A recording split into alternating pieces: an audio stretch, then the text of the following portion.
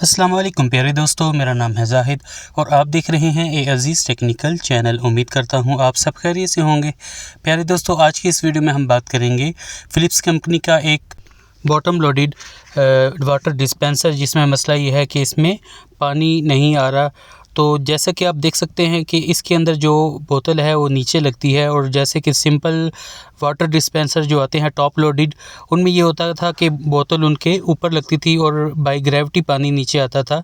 और इसमें जो बोतल लगती है डिस्पेंसर के अंदर ही लगती है, तो इसमें ये फ़ॉल्ट आ जाता है कि बाज़ दफ़ा इसको आप अगर पानी डिस्पेंसर से लेना चाहो, पंप की आवाज़ आती है और उसके बावजूद पानी नहीं आता। और सम टाइम ये होता है कि पंप काम ही नहीं करता, और बाज़ दफ़ा ये इशू आता है कि इसमें एयर का भी प्रॉब्लम हो जाता है और एयर लॉक होने की वजह से पंप चल रहा होता है और फिर भी पानी नहीं आता। उसी के ऊपर ये डिटेल के साथ वीडियो है, इस उम्मीद के साथ कि आपने चैनल सब्सक्राइब कर लिया होगा। तो दोस्तों, बॉटम फिल्ड वाटर डिस्पेंसर में अगर पानी नहीं आता तो उस सूरत में आप इसका सबसे पहले डोर स्विच चेक करेंगे। अगर डोर प्रॉपर तरीके से क्लोज़ नहीं होता तो उस सूरत में भी पंप ऑन नहीं होगा। और उसके अलावा अगर डोर स्विच फॉल्टी है तो उस सूरत में भी ये फॉल्ट आएगा कि पानी का इशू आ सकता है, पंप ऑन नहीं होगा और पानी नहीं आएगा। तो इसलिए आप सबसे पहले इसका आप स्विच चेक कर सकते हैं। मल्टीमीटर की मदद से आप कंटिन्यूटी चेक कर सकते हैं स्विच की। इसके अंदर जो लिमिट स्विच है अगर ख़राब हो जाए तो उस सूरत में होता है कि आपका पंप ऑन नहीं होता। आप ये मल्टीमीटर की मदद से भी चेक कर सकते हैं। इसके अलावा अगर वाटर बोतल अपनी जगह पर प्रॉपर फिक्स नहीं है, डोर प्रॉपर क्लोज़ नहीं हो रहा, तो जैसा कि आप देख सकते हैं बाज़ दफ़ा इसके इंजन डोर अनबैलेंस होता है तो प्रॉपर बंद नहीं होगा। तो उस सूरत में भी ये होगा कि आपका मोटर ऑन नहीं होगी और पानी का इशू आएगा। अगर ये दोनों चीज़ें ओके हैं, उसके बावजूद आपकी पानी का प्रॉब्लम आ रहा है, तो आप इसकी ये मोटर चेक करेंगे। मोटर को चेक करने के लिए आप इसका कंडेंसर ओपन करेंगे ताकि हम इसकी मोटर को बाहर निकाल लें।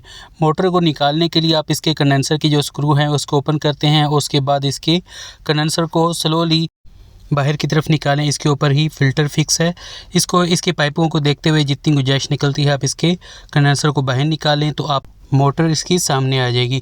मोटर को चेक करने के लिए हम इसके वोल्टेज चेक करें तो ये 12 वोल्ट की मोटर है। यहाँ पर हम 12 वोल्ट की सप्लाई चेक कर सकते हैं मीटर की मदद से। अगर यहाँ पर 12 वोल्ट आ रहे हैं, उसके बावजूद मोटर ऑन नहीं हो रही तो मोटर आपकी फॉल्टी है। इस मोटर को हम रिप्लेस करेंगे।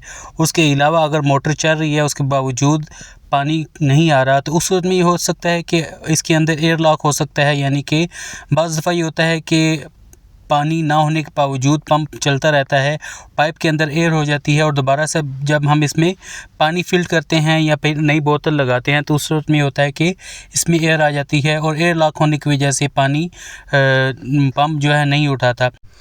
अगर एयर का इशू आता है तो उस सूरत में आप इसका नॉर्मल टेम्परेचर वाला बटन प्रेस करके रखें, तो उस सूरत में होगा कि अगर आपका डोर ओपन भी है तो उस सूरत में भी पंप आपका ऑन होगा और उसमें अगर एयर होगी तो वो आहिस्ता आहिस्ता स्लोली निकल जाएगी और पानी आपका पंप उठा लेगा। इसके बावजूद अगर पंप पानी नहीं उठाता तो आप इसकी आउटलेट जो नहीं कि पंप के जो आउटलेट है इसके ऊपर जो पाइप है इसको आप मुंह से हल्का सा अपनी तरफ खींचेंगे तो पानी जो बाय फोर्स पंप के अंदर से गुजरेगा तो एयर जो है वो सारी उसमें से निकल जाएगी, एयर लॉक टूट जाएगा।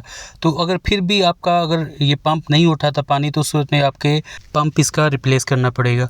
और इसके पंप को रिप्लेस करने के लिए जैसा कि आप देख सकते हैं इसके ऊपर आपको 3 स्क्रू नज़र आएंगे। ये 3 स्क्रू को खोलेंगे तो आपका ये पंप नीचे की तरफ निकल आएगा। इसके पाइप आप बाहर निकाल लें। बाहर निकाल लेने के बाद इसको नीचे की तरफ जो कवर है इसके जो लॉक है आप ये ओपन करेंगे तो ये लॉक ओपन हो जाएगा और ये कवर बाहर निकल आएगा। इससे आपका ये पंप बिल्कुल सामने होगा, आप इसको रिप्लेस कर सकते हैं। तो दोस्तों, अपनी कीमती राय का इज़हार कमेंट सेक्शन में ज़रूर किया करें, दुआओं में स्पेशली याद रखा करें। हाज़िर होता हूँ नई वीडियो के साथ। अल्लाह हाफ़िज़।